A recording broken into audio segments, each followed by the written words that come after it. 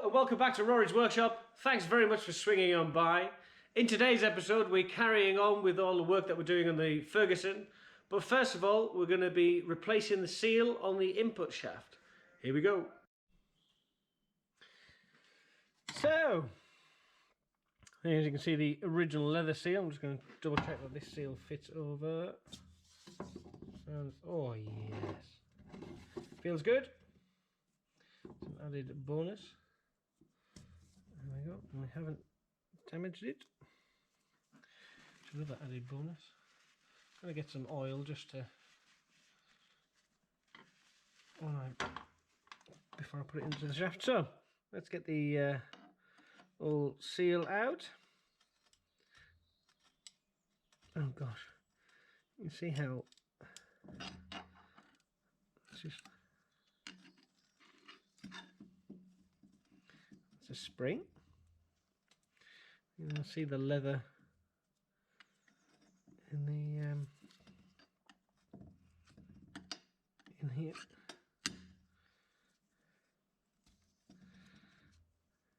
It's a cow's backside from many years ago.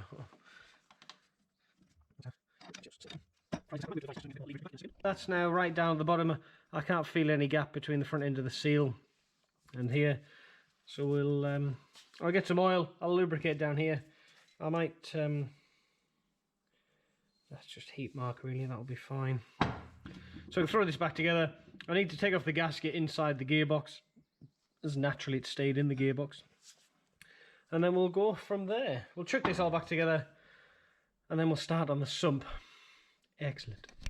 Here we have the clutch kit for a Fergie TE T20, and this is what it comprises of. This is obviously from Mayhill Tractors. We've got the thrust bearing, the clutch release bearing, friction plate, pressure plate, and then we've got the spigot bearing as well, the pilot bearing. The big difference is obviously for the clutch plate is, here's the old one. I'll punch it the same way.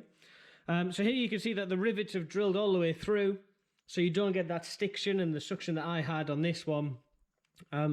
It's obviously made of a lot more modern material, so it is better for the environment and everything else. And the new one has these grooves, so if any sort of schmoo gets in there, or any dust or anything, it can get thrown out and get thrown clear of the clutch and improve the clutch efficiency. Whereas the old one, it would just stay around here, and like this one, it become very polished. Very pleased with the kit.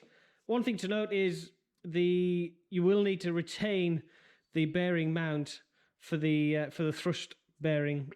So I've quickly used the press, use our Smithy's Mate to pop that out. It took you could do it with a hammer and a vise really, but I've got the kit, so I'll use it. And I'm going to quickly chuck it in, and then we'll throw it into the tractor as well. And then that'll be the back end rebuilt really, apart from obviously the clutch and everything. The brake pedal's in. Sorry, the clutch pedal's in. I'll put the clutch release bearing in and everything. I'll tidy all that up, put the brakes back in, and then I'll get the back end finished.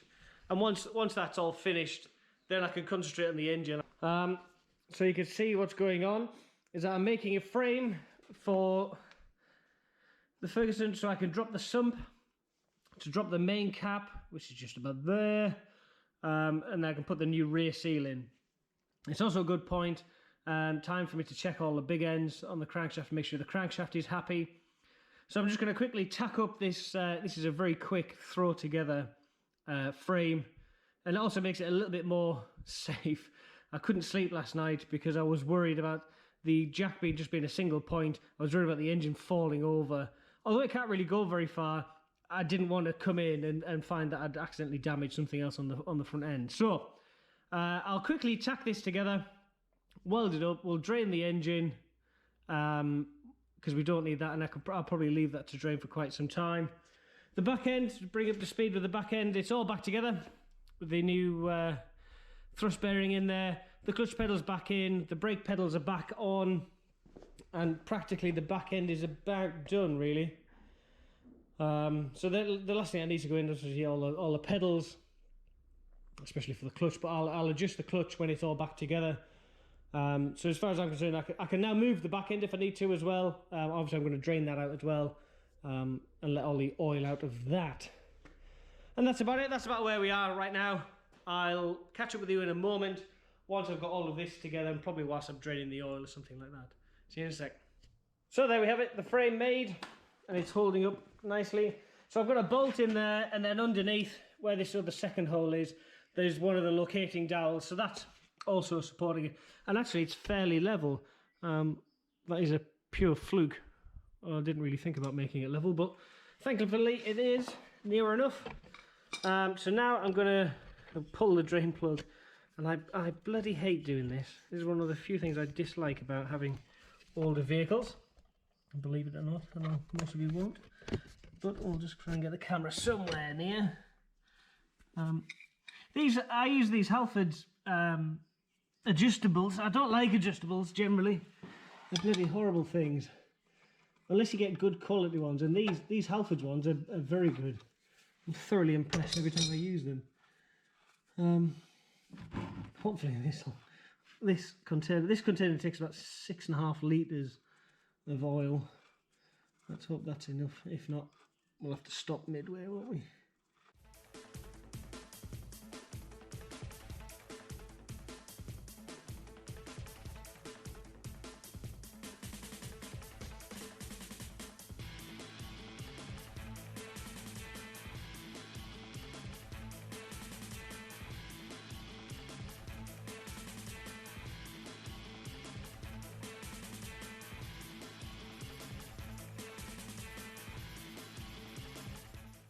Brilliant. Well, we'll let that drain. It's going to take a little bit of time. And I think what I'm going to do is make a cardboard template of all the bolts, apart from the rear. They're all bloody same. Which is, this Fergie is held together by predominantly the same length and the same size bolts, which is great. Like, the spacing it was all 11/16ths, practically. Oh, bloody brilliant. Right, I'll stop that there, and I'll catch up with you later. Here we have the sump on the ground, and now we can see right up into the underside of the beast. There's a little bit of side-to-side play on the big ends, but nothing that I'm too really concerned about. I'll get the DTI on, I'll measure that properly. I ended up taking out that gauze filter just there next to the wheel, just so I could get to the last two nuts, or two nuts on the side. Inside the oil pan itself, there was nothing untoward. There's no sort of massive lumps or lots of metal, which is good, so I'm quite pleased about that. Naturally, as I'm going to be breaking into this a bit more, I'm going to give my friends at Myhill Tractor a call, because I'm going to need some new T-seals for the rear. I'm going to need some new T-seals for in here. There's a little seal that goes in there, so I'll need 2 of them before I drop the main cap. And then, yeah, we'll have a look. We'll give it a good clean out. The stuff that's at the front down there, don't worry too much about that. That isn't in the sump. That's just sort of in between the front of the tractor and that front plate there. I don't know what that front plate is off for. I know what it's off because it's on the tractor, but it's for an attachment, and I'm not too sure what.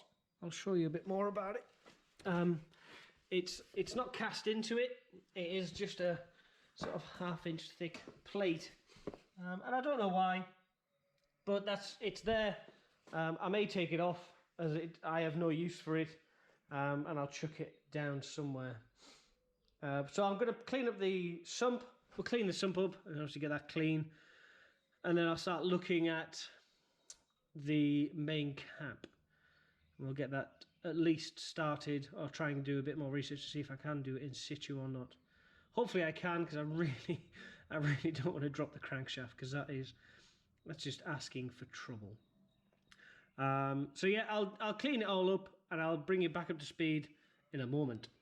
So unfortunately you're going to have to wait for another episode of Roy's Workshop for the update on the Ferguson, because we're going to stop this one just here. Thanks very much for watching. Stay safe. Take care. Bye now.